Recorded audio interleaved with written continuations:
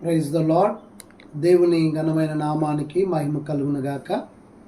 ప్రభు అయినటువంటి యేసుక్రీస్తు నామములో ఈ ఉదయకాల సమయంలో మీ అందరికి కూడా నా శుభాలు వందనాలు తెలియచేస్తా ఉన్నాను. ఉదయకాలం కొన్ని విషయాలు మీతో పంచుకోవాలని నేను ఆశపడతా ఉన్నాను.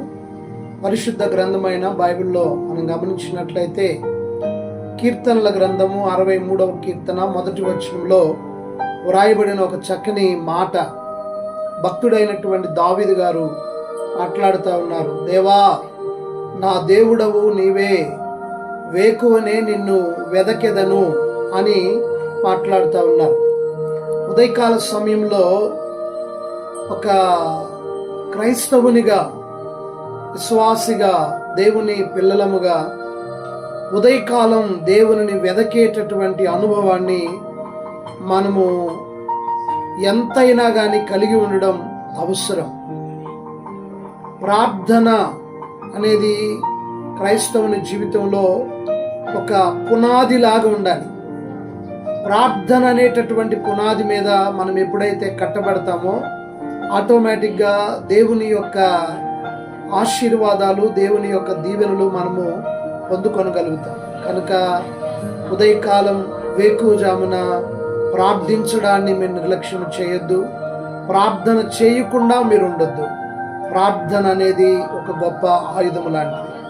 రెండవదిగా మనం గమనించినట్లయితే కీర్తనల గ్రంథము 1వ కీర్తన 1వ వచనంలో 1-2 వచనాల్లో మనం చూస్తే, దుష్టుల ఆలోచన చొప్పున నడువక, పాపుల మార్గమును నిలవక, అపహాసకులు కూర్చుండు చోటును కూర్చుండక, యెహోవా ధర్మశాస్త్రమునందు ఆనందించుచు దివారాత్రము దానిని ధ్యానించువాడు ధన్యుడు అనేటటువంటి మాటను మనం చూస్తూ ఉన్నాం.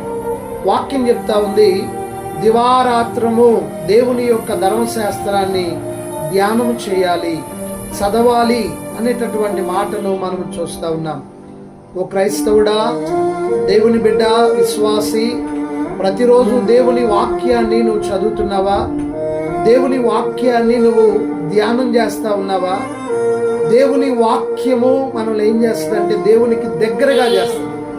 దేవుని వాక్యము మనల్ని ఏం చేస్తుందంటే దేవునిలో ఐక్యమయ్యేటట్లుగా చేస్తుంది. కనుక ఈ ఉదయకాల సమయంలో ప్రేమతో నేను మీకు తెలియజేస్తా ఉన్నాను, ప్రార్థన చేయడం మర్చిపోవద్దు, దేవుని వాక్యము చదవడం మర్చిపోవద్దు.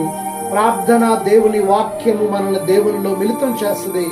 దేవుడి మాటలు మన హృదయాలలో ముద్రించునుగాక. ఆమేన్. Thank you. గాడ్